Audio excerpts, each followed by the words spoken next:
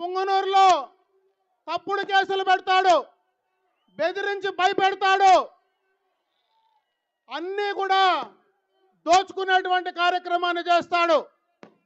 ఇంకొక మహిళా మంత్రి ఏమో వాళ్ళ నాయకుల దగ్గరే దళితుల దగ్గర డబ్బులు తీసుకొని పదవులు అమ్మే కార్యక్రమాన్ని చేస్తుంది. ఇక్కడున్నటువంటి మీ యొక్క ఉప ముఖ్యమంత్రి ఆయన నోటికి ఏం మాట్లాడతాడో, పొద్దునేం మాట్లాడతాడో, మధ్యాహ్నం ఏం మాట్లాడతాడో, సాయంత్రం ఏం మాట్లాడతాడో తెలియనటువంటి పరిస్థితి. ఇటువంటి 3 రత్నాల్ని జిల్లాకి ఇచ్చి ఈ జిల్లాలో పూర్తిగా కూడా అభివృద్ధిని నాశనం చేశారు.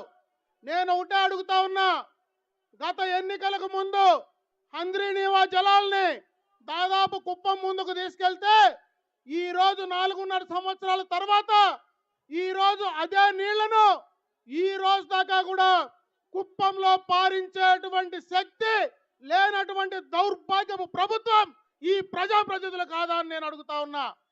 ఈ రోజు ముఖ్యమంత్రి మళ్ళీ కుప్పానికి వస్తే ఆ నీళ్ల కోసం ఎదురు చూస్తానంటా ఉన్నాడు. ఈ ఎన్నికలు కూడా అసెంబ్లీలో చాలా సందర్భాల్లో మంత్రులు మాట్లాడారు, నేను పోలవరం కంప్లీట్ చేస్తానని.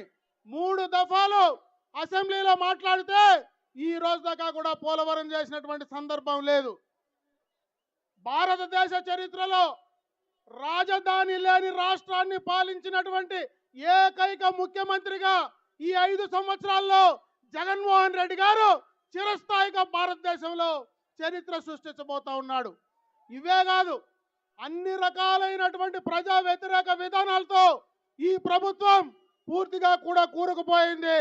175కు 175 కాదు, కనీసం సింగిల్ డిజిట్ కూడా రేపు మీకు వచ్చేటువంటి పరిస్థితి లేదని చెప్పి ఈ సందర్భంగా తెలియజేసుకుంటూ ఈ ప్రజా వ్యతిరేక విధానాలను ప్రజల్లోకి తీసుకెళ్లడానికి మనమందరం సిద్ధంగా ఉందాం.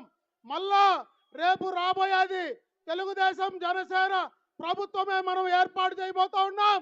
ఈ అవినీతి మంత్రులు గారి, అవినీతి నాయకులు, ప్రజాప్రతినిధులు గారి చేసినటువంటి వాటికి తప్పకుండా మూల్యం చెల్లించే కార్యక్రమాన్ని ఖచ్చితంగా తెలుగుదేశం పార్టీ తీసుకుంటుందని తెలియజేసుకుంటూ ఈ రోజు నాకు ఈ అవకాశం కల్పించిన వీరందరికీ కూడా హృదయపూర్వక ధన్యవాదాలు తెలియజేసుకుంటూ సెలవు తీసుకున్నా. జై హింద్, జై తెలుగుదేశం, జై జనసేన.